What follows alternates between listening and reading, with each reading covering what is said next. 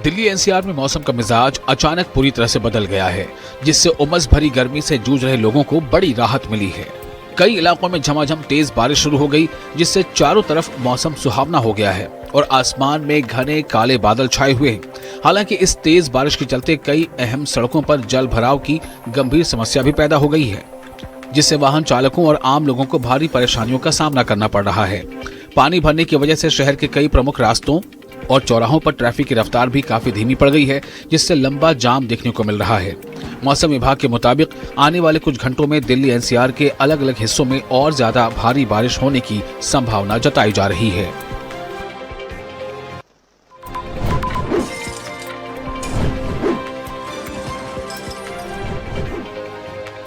दिल्ली के संगम विहार इलाके से बारिश के बाद की एक बेहद परेशान करने वाली और लापरवाही को उजागर करने वाली तस्वीर सामने आई है, जहां महज कुछ मिनटों की हल्की बारिश ने ही पूरे इलाके की पोल खोल कर रख दी।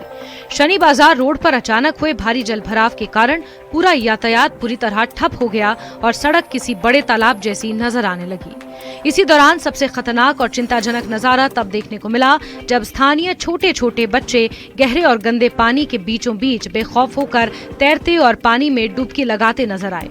स्थानीय लोगों का कहना है कि सड़क पर भरे इस गंदे पानी के नीचे छुपे गड्ढे या अन्य खतरे कभी भी किसी बड़े हादसे का कारण बन सकते हैं।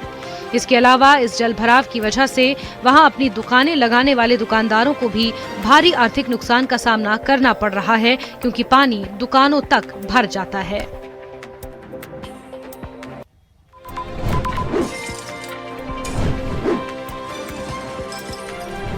दिल्ली पुलिस ने साउथ ईस्ट दिल्ली के कालकाजी इलाके में एक बड़ी कार्रवाई करते हुए स्पा सेंटर की आड़ में चल रहे सेक्स रैकेट का भंडाफोड़ किया है। मिशन मुक्ति फाउंडेशन की गुप्त सूचना और एनएचआरसी की रिपोर्ट के आधार पर पुलिस ने एंजल वेलनेस सेंटर और द डायमंड स्पा पर छापेमारी की। इस दौरान पुलिस ने डिकॉय ऑपरेशन का इस्तेमाल कर दोनों सेंटरों के प्रबंधकों को गिरफ्तार कर लिया। इन दोनों स्पा सेंटरों में कुल 21 महिलाओं को सुरक्षित रेस्क्यू किया गया, जिन्हें बाद में मेडिकल जांच के लिए अस्पताल भेज दिया गया है। पुलिस ने आरोपियों के पास से नकद राशि भी बरामद की है और अनैतिक व्यापार निवारण अधिनियम की धाराओं के तहत मामले दर्ज कर दोनों सेंटरों को सील कर दिया गया है। फिलहाल इस पूरे अवैध नेटवर्क के अन्य पहलुओं का पता लगाने के लिए पुलिस की आगे की पूछताछ और जांच जारी है।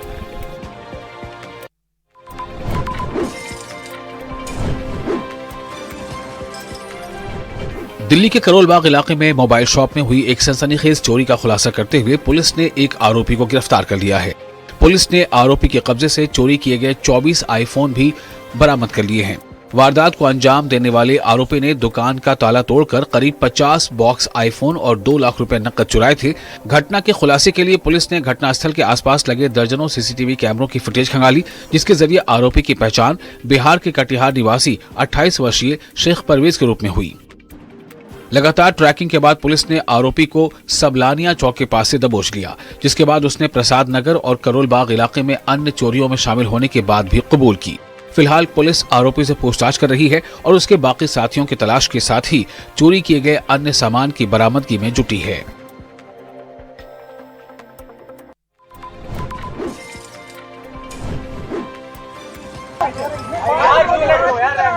नोएडा से एक बेहद चौंकाने वाला मामला सामने आया है, जहां सेक्टर 63 के सरफेस पार्किंग में मामूली विवाद को लेकर पार्किंग संचालकों और उनके सहयोगियों ने एक कार चालक की बेरहमी से पिटाई कर दी।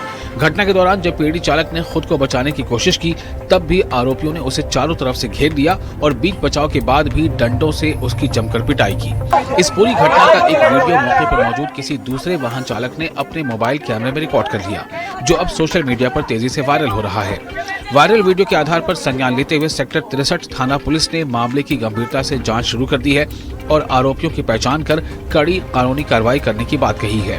शुरुआती जांच में यह भी सामने आया है कि इसी सेक्टर 63 की सरफेस पार्किंग में पहले भी वाहन चालकों से अधिक रकम वसूलने और औद्योगिक इकाइयों में सामान लेकर आने वाले ट्रक चालकों से अवैध वसूली करने की शिकायतें लगातार मिलती रही हैं।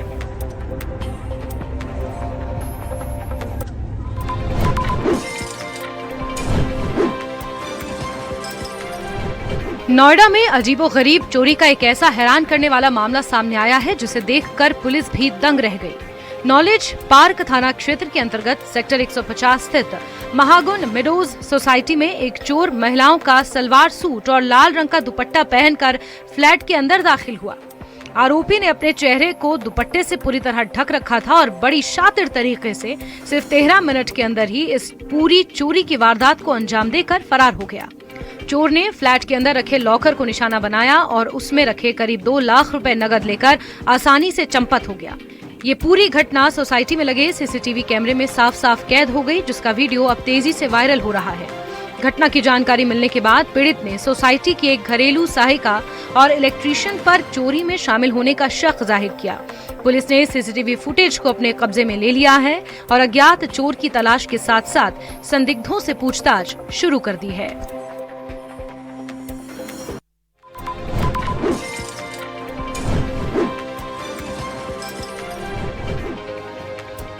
गुरुग्राम के एक रेस्टोरेंट में खाने की गुणवत्ता को लेकर एक बेहद हैरान करने वाला और गंभीर मामला सामने आया है। दरअसल एक ग्राहक जब अपने ब्रेकफास्ट के दौरान रेस्टोरेंट में सैंडविच का आनंद ले रहे थे, तभी आधा सैंडविच खाने के बाद उन्हें उसमें एक जिंदा सफेद रंग का कीड़ा रेंगता हुआ नजर आया। इस घटना से उनका गुस्सा फूट पड़ा और उन्होंने तुरंत इसका वीडियो बनाकर अपने इंस्टाग्राम अकाउंट पर शेयर करते हुए रेस्टोरेंट को टैग कर दिया, जो अब सोशल मीडिया पर तेजी से वायरल हो रहा है। वीडियो सामने आने के बाद रेस्टोरेंट प्रबंधन की तरफ से ग्राहक को फोन करके माफी तो मांगी गई है, लेकिन ग्राहक का आरोप है कि रेस्टोरेंट कंपनी इस गंभीर लापरवाही को बिल्कुल भी संजीदगी से नहीं ले रही है। वहीं दूसरी ओर पॉल रेस्टोरेंट की तरफ से बयान जारी कर कहा गया है कि वो इस पूरे मामले की अपने स्तर पर गहनता से जांच करवा रहे हैं। इस घटना के बाद से खाने पीने की जगहों पर हाइजीन और साफ सफाई के दावों पर एक बार फिर से सवाल खड़े हो गए हैं।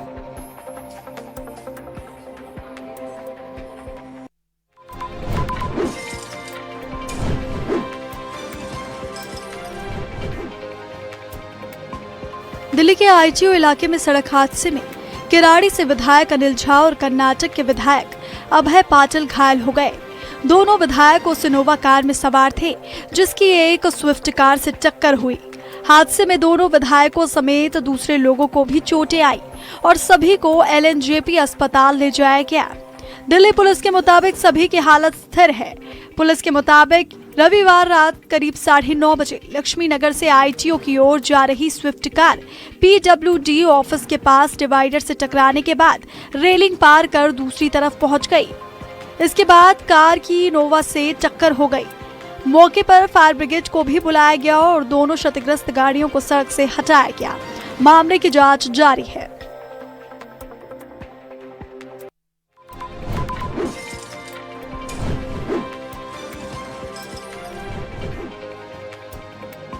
नोएडा में ग्रेटर नोएडा एक्सप्रेसवे पर तेज रफ्तार वाहनों के बेकाबू होने का एक और खतरनाक मामला सामने आया, जहां एक तेज रफ्तार कार और मिनी पिकअप के बीच जबरदस्त टक्कर हो गई। ये पूरा हादसा उस समय हुआ जब अचानक से एक मिनी पिकअप गाड़ी गलत लेन में आ गई और सामने से आ रही तेज रफ्तार कार को उसे बचाने का कोई मौका नहीं मिला। टक्कर इतनी भयानक थी कि जोरदार भिड़ंत के बाद मिनी पिकअप सड़क पर ही पलट गया, जिससे मौके पर अफरा तफरी मच गई। हालांकि इस भीषण सड़क हादसे में गनीमत ये रही कि किसी भी व्यक्ति को गंभीर चोट नहीं आई और एक बड़ा हादसा टल गया। ये पूरी दुर्घटना एक्सप्रेसवे पर लगे सीसीटीवी कैमरे में साफ साफ कैद हो गई है, जिसका वीडियो अब सोशल मीडिया पर तेजी से वायरल हो रहा है। इस घटना ने एक बार फिर से एक्सप्रेसवे पर ट्रैफिक नियमों के उल्लंघन और तेज रफ्तार के कारण होने वाले खतरों पर भी गंभीर सवाल खड़े कर दिए हैं।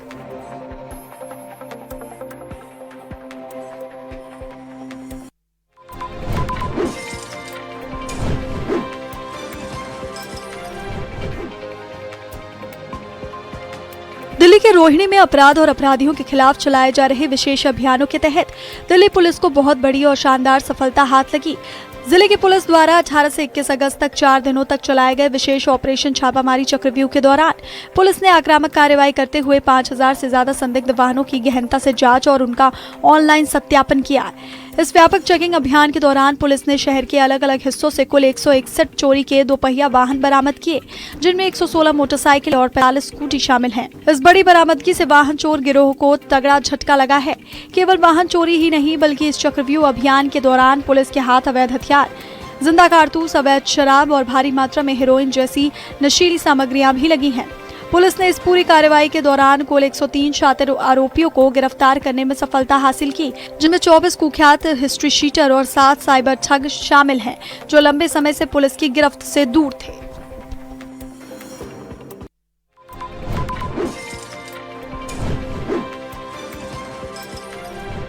दिल्ली पुलिस क्राइम ब्रांच ने इंटरनेशनल नार्को टेरर मॉड्यूल का भंडाफोड़ करने का दावा किया। पुलिस के मुताबिक इस नेटवर्क की कड़ियां पंजाब, हरियाणा, राजस्थान और विदेश तक जुड़ी हुई थी।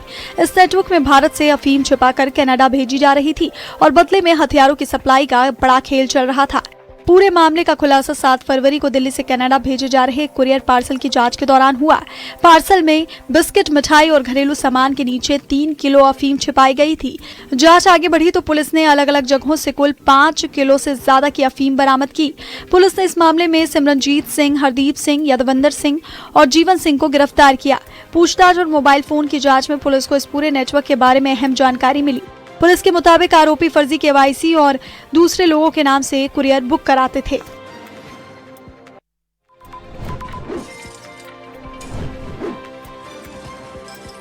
दिल्ली के शाहदरा के कांतिनगर इलाके में उस वक्त सनसनी फैल गई जब शिव मंदिर के पास बने खुले नाले में अज्ञात शव मिलने की सूचना मिली। इस दर्दनाक घटना के सामने आते ही स्थानीय लोगों में भारी आक्रोश और हड़कंप मच गया, क्योंकि कुछ दिन पहले ही इसी इलाके के एक नाले में मासूम बच्चे के डूबने की घटना सामने आई थी, जिसका अब तक कोई सुराग नहीं मिल पाया है। इस बार मिले अज्ञात शव को लेकर इलाके के लोगों में प्रशासन के प्रति गहरा गुस्सा देखने को मिल रहा है। स्थानीय लोगों का सीधा आरोप है कि मानसून के इस मौसम में नालों की सफाई, सुरक्षा कवर और ढकने को लेकर जिस तरह के पुख्ता इंतजाम होने चाहिए वो पूरी तरह नदारद है। नगर निगम और स्थानीय प्रशासन की इस कथित लापरवाही के चलते आए दिन इस तरह के जानलेवा हादसे और घटनाएं सामने आ रही हैं, जिससे लोगों की जान जोखिम में पड़ रही है। घटना की सूचना मिलते ही कृष्णानगर थाना पुलिस की टीम तत्काल मौके पर पहुंची और स्थिति का जायजा लेते हुए नाले से शव को बाहर निकाला।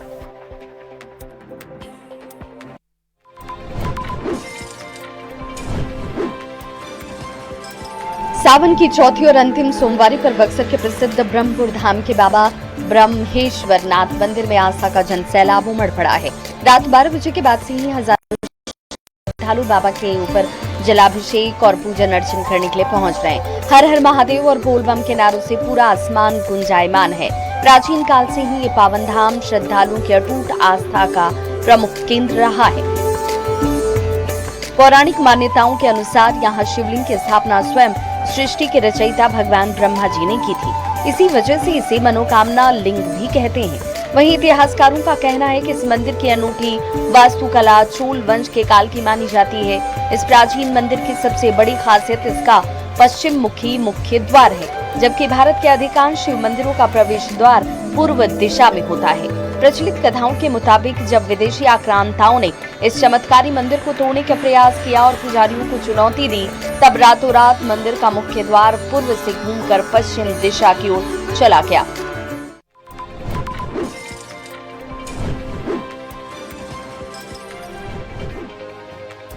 सावन के पवित्र महीने में भगवान भोलेनाथ की भक्ति का रंग हर तरफ नजर आ रहा है। पुष्कर से पवित्र जल लेकर श्रद्धालु भगवान शिव का जलाभिषेक कर अपनी मनोकामना मांग रहे हैं। अजमेर शहर की धान मंडी कुमार भोला स्थित अन्नपूर्णेश्वर महादेव मंदिर में भी कांवड़ यात्रा का आयोजन किया गया। खास बात ये रही कि करीब 25 साल पहले शुरू हुई इस परंपरा में इस बार 121 श्रद्धालु शामिल हुए। पारंपरिक कुर्ता पायजामा और साफा पहनकर श्रद्धालु कांवड़ लेकर पुष्कर पहुंचे और पवित्र जल लेकर बैंड बाजे के साथ मंदिर की ओर रवाना हुए। रास्ते भर भोलेनाथ के जयकारों से माहौल भक्तिमय बना रहा। मंदिर पहुंचने के बाद श्रद्धालुओं ने सहस्त्र धारा का आयोजन कर भगवान भोलेनाथ का जलाभिषेक किया। अलग अलग स्थानों पर कांवड़ यात्रियों का स्वागत भी किया गया। मंदिर समिति पदाधिकारियों का कहना है कि इस आयोजन के जरिए वर्षों पुरानी सांस्कृतिक और धार्मिक परंपरा को आगे बढ़ाया जा रहा है। यात्रा में बच्चे, युवा, बुजुर्ग और महिलाएं भी उत्साह के साथ शामिल हुए। हर तरफ गूंजता रहा हर हर महादेव का जयकारा।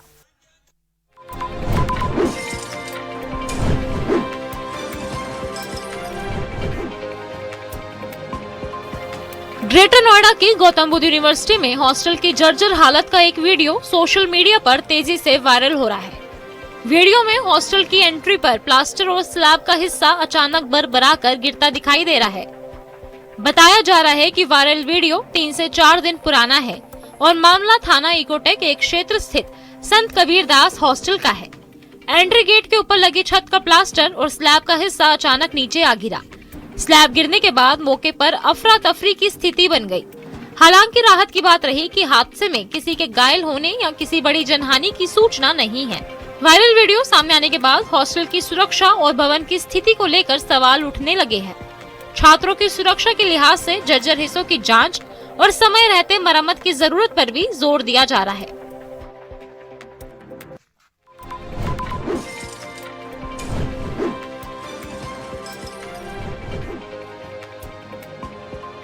पानीपत के वार्ड नंबर 3 में विकास कार्यों की तस्वीर अब लोगों के लिए खतरे का सबब बन गई है। देवी मंदिर क्षेत्र के आगे सड़क किनारे कई जगह गहरे नाले और मेन होल खुले पड़े हैं।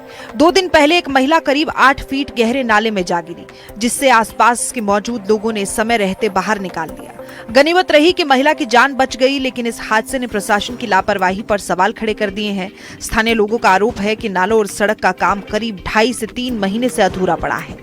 कई जगह ढक्कन भी गायब हैं और लोगों का दावा है कि सरिया चोरी करने के लिए नालों के ढक्कन हटाए जाते हैं। सीसीटीवी में भी ऐसी तस्वीरें सामने आने की बात कही जा रही है। लोगों का कहना है कि खुले नाले बच्चों और राहगीरों के लिए बड़ा खतरा है। स्थानीय लोगों ने हादसे से पहले प्रशासन से कार्रवाई की मांग की है।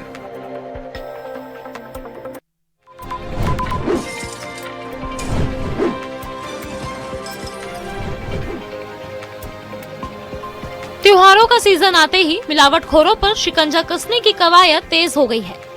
बुलंदशहर में खाद्य सुरक्षा विभाग की टीम ने खुर्जा क्षेत्र के डाबर गांव स्थित Shri Ram dairy milk product पर छापेमारी की।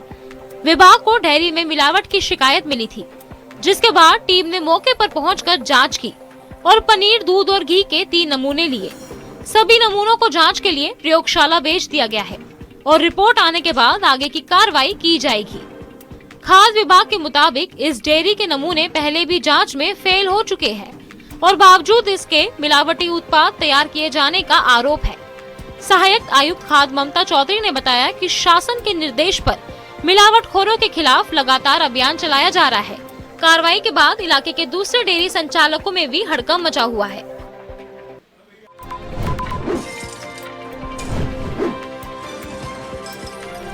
त्योहारों के बीच जरूरी सामान की कीमतों पर नजर रखने के साथ अब प्रशासन की नजर जमाखोरी पर भी है। बागपत में चीनी के अवैध भंडारण और स्टॉक की जांच के लिए प्रशासन ने चेकिंग अभियान शुरू किया। एसडीएम और सीओ बागपत के निर्देशन में प्रशासनिक टीम ने व्यापारियों के गोदामों और दुकानों का निरीक्षण किया और इसी दौरान करीब 4000 क्विंटल क्षमता वाले गोदाम में 750 बोरे चीनी का स्टॉक मिला। प्रशासन ने संबंधित व्यापारी को नोटिस जारी करते हुए 7 दिनों के भीतर स्टॉक का पूरा विवरण सरकारी ऑनलाइन पोर्टल पर अपडेट करने के निर्देश दिए हैं। एसडीएम दिग्विजय सिंह ने बताया कि एसेंशियल कमोडिटीज एक्ट के तहत जरूरी वस्तुओं के भंडारण और स्टॉक की निगरानी की जा रही है। प्रशासन ने अब तक 2 स्टॉक की जांच की है। अधिकारियों ने साफ किया है कि निर्धारित सीमा से ज्यादा स्टॉक या जमाखोरी पाए जाने पर संबंधित के खिलाफ नियमानुसार कार्रवाई की जाएगी।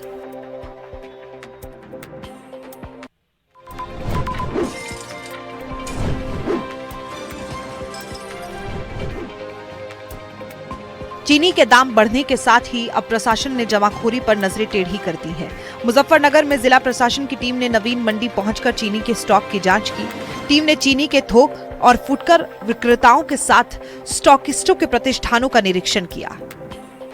इस दौरान व्यापारियों के गोदामों में मौजूद चीनी के स्टॉक का रिकॉर्ड और डिक्लेरेशन से जुड़ी जानकारी खंगाली गई। अधिकारियों ने यह भी जांचा है कहीं निर्धारित 4000 क्विंटल की स्टॉक लिमिट से ज्यादा चीनी का भंडारण तो नहीं किया गया। प्रशासन के मुताबिक फिलहाल जिन 3 प्रतिष्ठानों पर स्टॉक की जांच हुई है वहां स्थिति सामान्य मिली है। हालांकि अधिकारियों का कहना है कि ये अभियान आगे भी जारी रहेगा और अन्य व्यापारियों के यहाँ भी स्टॉक की जांच की जाएगी। पूरी जांच रिपोर्ट जिलाधिकारी को भेजी जाएगी। प्रशासन का फोकस ये सुनिश्चित करना है कि चीनी की कीमतों के बीच कहीं जमाखोरी या तय सीमा से अधिक भंडारण तो नहीं हो रहा।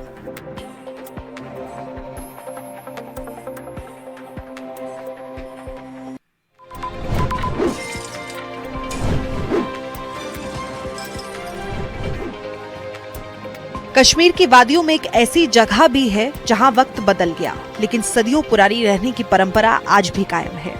नॉर्थ कश्मीर के गुरेज क्षेत्र के तुलैल घाटी में आज भी लोग बिना ईंट और सीमेंट के बने पारंपरिक लकड़ी के घरों में रहते हैं। नियंत्रण रेखा के पास बसे इस इलाके में ये घर दर्दशीन समुदाय की अनोखी वास्तुकला और संस्कृति की पहचान है। कड़ाके की सर्दी और भारी बर्फबारी के बीच यही लकड़ी के घर स्थानीय लोगों को गर्मी और सुरक्षित ठिकाना देते हैं। खास बात यह है कि इन घरों को इस तरह बनाया गया है कि भारी बर्फबारी और भूकंप के दौरान भी ये टिके रहे। एक ही छत के नीचे परिवार खाना पकाने, सोने और जरूरी सामान रखने जैसे रोजमर्रा के काम करते हैं। आधुनिक निर्माण भले ही घाटी में दस्तक दे रहा हो, लेकिन ये लकड़ी के घर आज भी तुलैल की संस्कृति और जीवन शैली की कहानी बयां कर रहे हैं।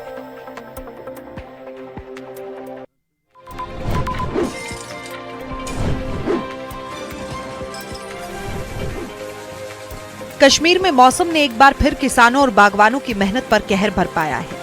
बारामूला के पट्टन इलाके में अचानक हुई तेज ओलावृष्टि ने कुछ ही देर में खेतों और बागानों की तस्वीर बदल दी। खोगम दारा, मालूम और खोर शेराबाद इलाके में हुई भारी ओलावृष्टि से फलों के बागानों और खड़ी धान की फसल को व्यापक नुकसान पहुंचा है। तेज ओलों की मार से पेड़ों पर लगे फल खराब हो गए हैं, जबकि कई शाखाओं और कई कोपलों को नुकसान पहुंचा है। वहीं धान के खेतों में खड़ी फसल भी ओलावृष्टि से बुरी तरह प्रभावित हुई। अचानक बदले मौसम ने किसानों और बागवानों की चिंता बढ़ा दी है, क्योंकि खेती और बागवानी ही यहाँ कई परिवारों की आय का प्रमुख जरिया है। प्रभावित किसानों ने प्रशासन से जल्द नुकसान का आकलन करने और आर्थिक सहायता और मुआवजा देने की मांग की है। किसानों को अब सरकारी मदद का इंतजार है। तब हम गवर्नमेंट से गुजारिश करते हैं कि वो यहाँ आए, इसका तखमीमा लगाए और देखे यहाँ जमींदारों को क्या हाल हो गया है।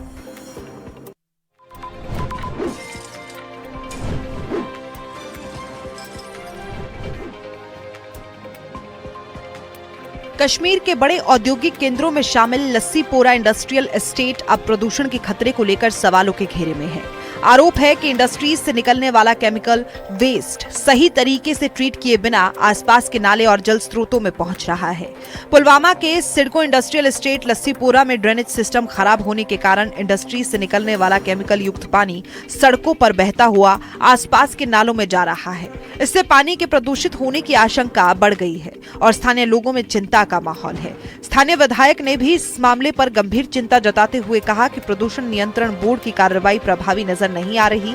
उनका कहना है कि अगर समय रहते केमिकल वेस्ट के निस्तारण और ड्रेनेज व्यवस्था को दुरुस्त नहीं किया गया तो आसपास की आबादी के लिए स्वास्थ्य संबंधी गंभीर खतरा पैदा हो सकता है। स्थानीय लोगों ने प्रशासन से तत्काल कार्रवाई की मांग की है।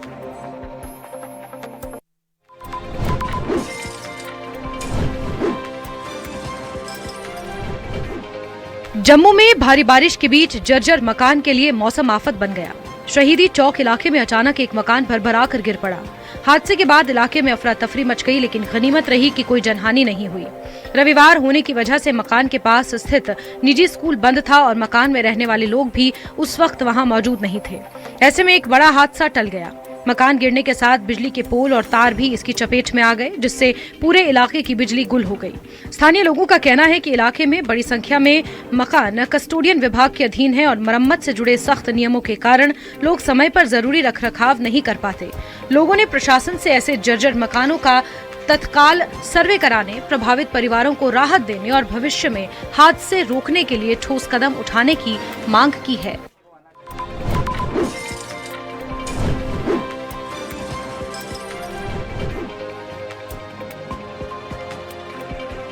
पंजाब में बारिश के बाद हालात बिगड़ते नजर आ रहे हैं। मोहाली के खरड़ इलाके में तेज बारिश के बाद पानी का बहाव इतना बढ़ गया कि सड़क पार करना एक पिकअप चालक को भारी पड़ गया। देखते ही देखते भैंसों से लदी गाड़ी पानी के तेज बहाव में बह गई। मामला गांव जयंती माजरी का है, जहां कुछ देर की तेज बारिश के बाद अचानक पानी का फ्लो बढ़ गया। बताया जा रहा है कि हिमाचल में हुई भारी बारिश के साथ पंजाब में तेज बारिश के चलते इलाके में पानी का बहाव अचानक तेज हो गया।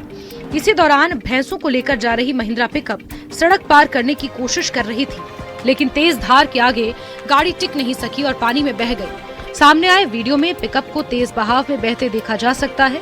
स्थानीय लोगों के मुताबिक पानी बढ़ने के चलते गांव का आसपास के दूसरे गांव से संपर्क टूट गया। हालात को देखते हुए लोगों को पानी के तेज बहाव से दूर रहने की सलाह दी जाती है।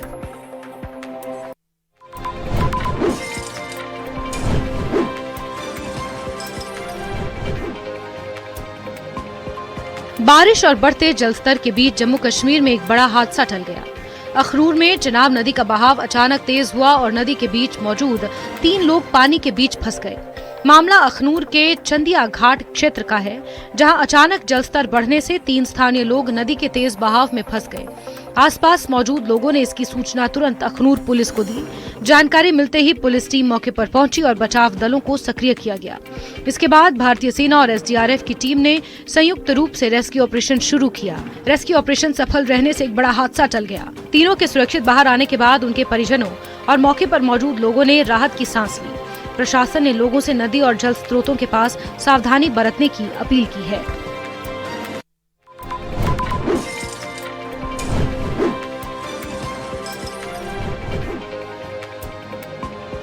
महाराष्ट्र के बीड़ में आवारा कुत्तों का आतंक अब बच्चों के लिए खौफ बनता जा रहा है। घर के बाहर खेलना एक 3 साल की मासूम बच्ची को भारी पड़ गया जब एक आवारा कुत्ते ने उस पर हमला कर दिया। हमले में बच्ची के चेहरे पर गंभीर चोटें आई हैं और डॉक्टरों को उसके चेहरे पर 12 टांके लगाने पड़े। घायल बच्ची शिवांशी का अस्पताल में इलाज जारी है। घटना के बाद इलाके में डर का माहौल है और माता पिता बच्चों को घर से बाहर भेजने से भी घबरा रहे हैं। स्थानीय लोगों के मुताबिक ये पहली घटना नहीं है। पिछले महीने भी इसी इलाके में आवारा कुत्तों के झुंड ने एक बच्ची पर हमला किया था। लगातार सामने आ रही घटनाओं के बाद अब लोगों ने नगरपालिका प्रशासन से आवारा कुत्तों पर तत्काल नियंत्रण की मांग की है। साथ ही बच्चों की सुरक्षा के लिए ठोस कदम उठाने की अपील की गई है ताकि ऐसी घटनाओं की पुनरावृत्ति रोकी जा सके।